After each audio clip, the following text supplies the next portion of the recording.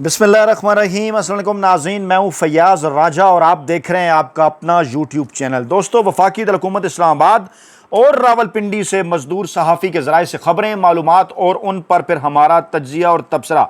दोस्तों, ये मुलाकात 1.5 घंटे से ज़ायद की थी, 99 और 100 मिनट। जी हाँ, ऐसा कहना है अडयाला जेल के ज़राए का और इमरान खान साहब के करीबी फैमिली ज़राए का कि इमरान खान साहब से होने वाली इस मुलाकात के हवाले से उन तक एक बिलवास्ता पैगाम पहुंचाया गया था, जिस पर उनका ये कहना था कि इमरान खान साहब ये मुलाकात करने के लिए राज़ी नहीं। पहले इमरान खान साहब से अली अमीन गंडापुर या फिर बैरिस्टर सैफ की मुलाकात करवाई जाए। ज़रा ये बता रहे हैं कि ज़ोर ज़बरदस्ती की ये मुलाकात थी। इमरान खान साहब से मुलाकातों पर पाबंदी है, लेकिन इसके बावजूद एक साबिक आला अस्करी शख्सियत ने इमरान खान साहब से अडयाला जेल में तकरीबन 100 मिनट पर मुहित एक मुलाकात की और मुलाकात के अंदर इमरान खान साहब को एक मुबैना डील के ऊपर राज़ी करने की कोशिश की। दावा यह किया जा रहा है कि इमरान खान साहब की जानिब से 3 शराइत रखी गई हैं। यह दावा इमरान खान साहब के करीबी फैमिली ज़राए का है, जिनका यह कहना है कि इस मुलाकात से पहले ही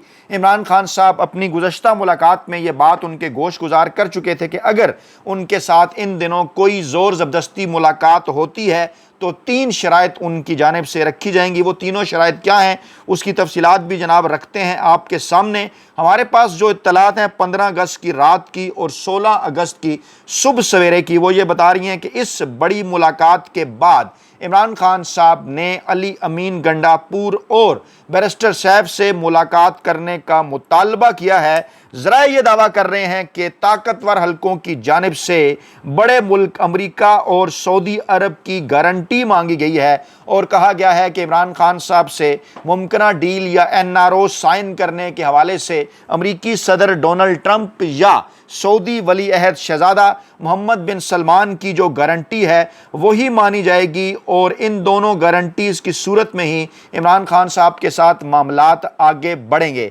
इमरान खान साहब ने क्या शराइत रखी हैं, मुतालबात क्या किए गए, इससे पहले जो पाकिस्तान तहरीक इंसाफ की क़यादत के ज़रिए बिल वास्ता पहुँचाए गए थे और आज राबता किया गया अली अमीन गंडापुर साहब से, एक ऐसी शख्सियत की जानिब से जो कि गैर मामूली राबता था। जी हाँ, मैं बात कर रहा हूँ गवर्नर सिंध के हवाले से। गवर्नर सिंध जो कि बाकायदा तौर पर पाकिस्तानी इस्टेब्लिशमेंट के तर्जुमान माने जाते हैं, समझे जाते हैं। इस मामले के अंदर उनकी नई एंट्री हुई है। माजी में हुकूमत जो है वो इस्टेब्लिशमेंट की तर्जुमानी का काम मोहसिन नकवी साहब करते रहे हैं और मोहसिन नकवी साहब की गंडापुर साहब से जितनी भी मुलाकातें हुई उसमें उन्होंने ये कहा कि वो इमरान खान साहब से पाकिस्तान के ताकतवर हलकों के बिहाफ पर माफ़ी मांगने के लिए तैयार हैं उन केसेस के हवाले से जिन पर इमरान खान साहब का दिल दुखा, ख़ास तौर पर इमरान खान साहब और बुशरा बीबी के निकाह और इद्दत वाले मामले के ऊपर जो इमरान खान साहब की अहलिया के ऊपर एक झूठा केस बनाया गया और 8 फरवरी 2024 के इलेक्शन से पहले उस पर जल्दी सज़ाएं भी सुनाई गईं, जिस पर इमरान खान साहब ने सख्त नापसंदीदगी का इज़हार किया था कि थोड़ी सी ग्रेस होती है, कुछ ना कुछ शर्म और हया होती है। लेकिन इमरान खान के सियासी मुखालफीन और इमरान खान के मुखालिफ समझे जाने वाले ताकतवर हलकों ने ये तमाम तर हदें क्रॉस कर दी, जिसके बाद इमरान खान साहब ने यह कहा था कि वो ये मामला भी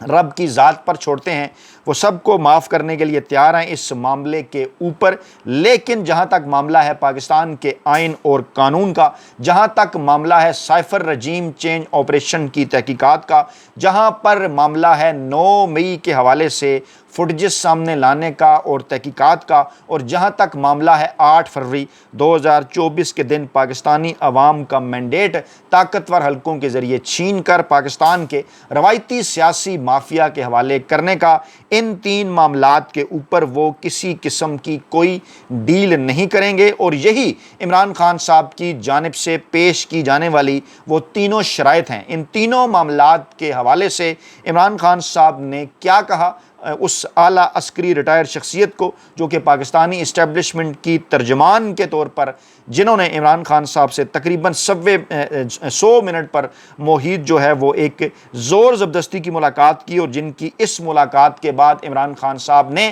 بیرسٹر سیف اور علی امین گنڈاپور سے ملاقات کی خواہش کا اظہار کیا، مطالبہ کیا کہ یہ معاملات علی امین گنڈاپور اور بیرسٹر سیف کے ساتھ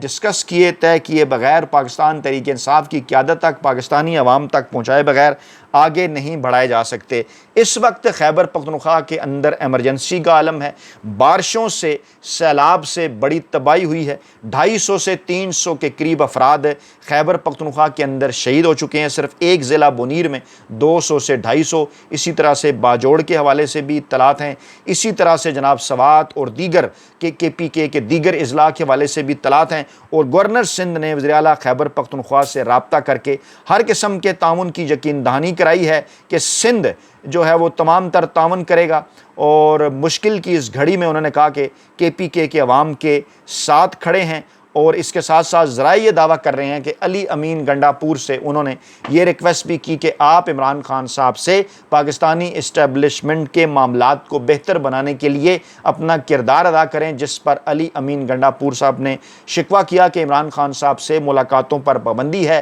سختیاں بڑھا دی گئی ہیں، جیل کے اندر عمران خان صاحب کو قید تنہائی میں رکھا گیا ہے، عمران خان صاحب کی اہلیہ بشرا بی بی پر بھی ایک قسم کا ذہنی تشدد ہے، عمران خان صاحب کے اوپر بھی نفسیاتی تشدد، انہیں علیحدہ کر کے، اور دونوں میاں بیوی کو وہاں پر ملاقات بھی نہیں کرنے دی جا رہی، اور اس قسم کی خبریں بڑی تیزی کے ساتھ باہر آ رہی ہیں کہ پاکستانی اسٹیبلشمنٹ جو کہ ہر صورت پاکستان کے طاقتور حلقے جو کہ ہر صورت 18-19 اگست سے پہلے عمران خان صاحب کے ساتھ کوئی نہ کوئی ڈیل منانا چاہتے ہیں، اس حوالے سے انہوں نے تمام تر جو ان کے حربے ہیں وہ آزمانے کا فیصلہ کیا ہے، اور آج صبح اس قسم کی خبریں بھی سامنے آئی تھیں کہ عمران خان صاحب کے سامنے جلا وطنی کے آپشن بھی رکھے گئے ہیں، پھر اس قسم کی خبریں بھی سامنے آئیں کہ عمران خان صاحب نے انکار کر دیا ہے، اور اب سے تھوڑی دیر پہلے کی جو اطلاعات ہیں وہ بھی جناب کچھ اسی قسم کی ہیں کہ وہ ملاقات جو کہ عمران خان صاحب سے زور زبردستی کی ہوئی، اس میں عمران خان صاحب نے 3 چیزیں پاکستان کے طاقتور حلقوں کے اوپر واضح کر دی ہیں۔ وزیر اعظم شہباز شریف نے بھی علی امین گنڈاپور صاحب سے رابطہ کیا، وزیر اعلیٰ کے سے، اور وہاں پر جو جانی اور مالی نقصان ہوا اس پر انہوں نے افسوس کا اظہار کیا، اور انہوں نے کہا جی وفاقی حکومت صوبائی حکومت کی ہر قسم کی مدد کرے گی، لیکن ذرائع یہ دعویٰ کر رہے ہیں کہ شہباز شریف کی جانب سے بھی علی امین گنڈاپور صاحب سے اس خواہش کا اظہار کیا گیا کہ آپ پاکستان تحریک انصاف کے سربراہ عمران خان صاحب کے نمائندے ہیں، پاکستانی عوام نے آپ کو ووٹ دیا ہے، آپ کی پاکستان کے ایک صوبے کے اندر حکومت ہے، آپ اس حوالے سے اپنا کردار ادا کریں، اور سیاسی جو ہے وہ معاملات کے ذریعے، سیاسی بات چیت کے ذریعے چیزوں کو آگے بڑھائیں۔ ہم نے میثاق استحکام پاکستان کی بات بھی کی ہے، یہ خاص طور پر آپ کے لیے اور پاکستان تحریک انصاف کے لیے ہے، دیگر تمام جو جتنی بھی سیاسی جماعتیں پاکستان تحریک انصاف کے علاوہ ہیں وہ اس کا حصہ بننے کے لیے تیار ہیں۔ آپ ایک بڑی سیاسی جماعت ہیں، عمران خان صاحب کی پورے ملک کے اندر مقبولیت ہے، ہم یہ بات تسلیم کرتے ہیں، لیکن ان کی مقبولیت کو قبولیت میں بدلنے کے لیے عمران خان صاحب اور طاقتور حلقوں کے درمیان معاملات کو بہتر کرنا ہوگا۔ اس میں 9 مئی کا معاملہ ہے خاص طور پر، جس میں پاکستانی اسٹیبلشمنٹ کی، پاکستان کے طاقتور حلقوں کی یہ خواہش ہے کہ اس کے اوپر اعلانیہ پاکستان تحریک انصاف اور عمران خان صاحب کی جانب سے معذرت کی جائے، معافی مانگی جائے، مستقبل میں ایسے واقعات کی روک تھام کے لیے مشترکہ لایا عمل اپنایا جائے، اور دیگر جو عمران خان صاحب کے مطالبات ہیں 8 فروری 2024 کے حوالے سے یا سائفر کے حوالے سے، اس پر بیٹھ کر معاملات کو ٹرمز آف ریفرنس TOR بنا کر طے کیا جائے۔ اب یہاں سے یہ اندازہ ہوتا ہے، ذرائع یہ دعویٰ کر رہے ہیں حکومتی کہ جب یہ چیزیں علی امین گنڈاپور صاحب کے سامنے رکھی گئیں تو یہاں سے یہ بات واضح ہوئی، یہاں سے یہ خبر نکلی کہ ڈیفینیٹلی عمران خان صاحب کی جانب سے 3 مطالبات کون سے رکھے گئے ہیں۔ ایک اور بڑی ڈیولپمنٹ یا ایک اور شکوہ علی امین گنڈاپور نے یہ بھی کیا کہ عمران خان کے ٹائیگرز نے دن رات جاگ کر مارکہ حق پہ اپنی انہوں نے مہم چلائی، آپ نے تمام تر سرکاری ایوارڈ جو ہیں سرکاری لوگوں کے اندر تقسیم کر دیے، پاکستان تحریک انصاف کے ٹائیگرز کو، یوتھ کو، نوجوانوں کو کسی قسم کا کوئی ایوارڈ آپ نے نہیں دیا، حالانکہ عمران خان صاحب نے جیل سے یہ پیغام دیا تھا کہ بھارت کے خلاف قوم متحد ہو اور پاکستانی اداروں کے ساتھ کھڑی ہو جائے۔ عمران خان کے ٹائیگرز نے مارکہ حق کے دوران راتوں کو جاگ جاگ کر بھارت کا جھوٹا پروپیگنڈا انہوں نے بے نقاب کیا۔ ان سوشل میڈیا ٹائیگرز کو آپ نے ایوارڈ نہیں دیا، آپ نے ایوارڈ کی وقت ختم کر دی۔ پھر انہوں نے اس بات کے اوپر بھی گلہ کیا کہ یوم آزادی پاکستان، جی ہاں 14 اگست کے اشتہار پر پورے ٹبر کی تصویر تھی لیکن قائد اعظم کی تصویر نہیں تھی، جس کی ہم مذمت کرتے ہیں۔ حکومت کا یہ اقدام شرمناک ہے، ہمیں اس پر وضاحت چاہیے کہ کیوں اشتہار سے قائد اعظم کو نکالا گیا۔ اور اس قسم کی بات سینیٹر فیصل جاوید صاحب نے آج ایوان کے اندر سینٹ اجلاس کے اندر بھی کی کہ ہم نے آپ سے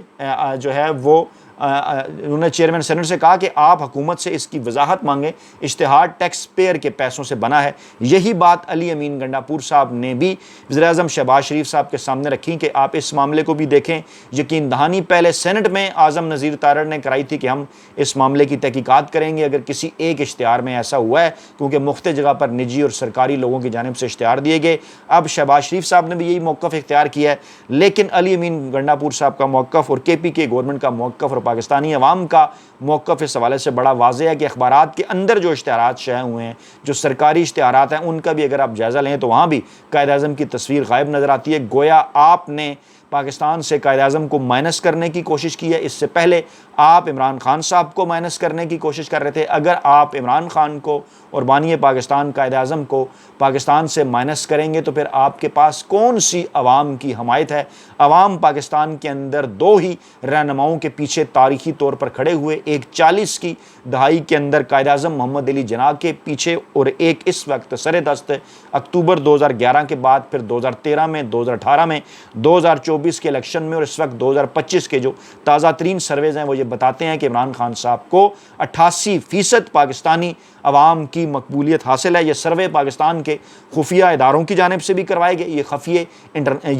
یہ جو سروے ہیں انٹرنیشنل اداروں کی جانب سے بھی کروائے گئے۔ اس قسم کے سرویز نون لیگ نے بھی کروائے، لاہور کے علیحدہ کروائے۔ لاہور کے اندر بھی نون لیگ کی مقبولیت ڈبل فگر کے اندر نہیں آ سکی، جسے کبھی نون لیگ کا گڑھ کہا جاتا تھا۔ یہ تمام تر چیزیں انہوں نے گوش گزار کی اور پھر انہوں نے کہا کہ ہم تک یہ بات پہنچی ہے۔ عمران خان صاحب کے تین بنیادی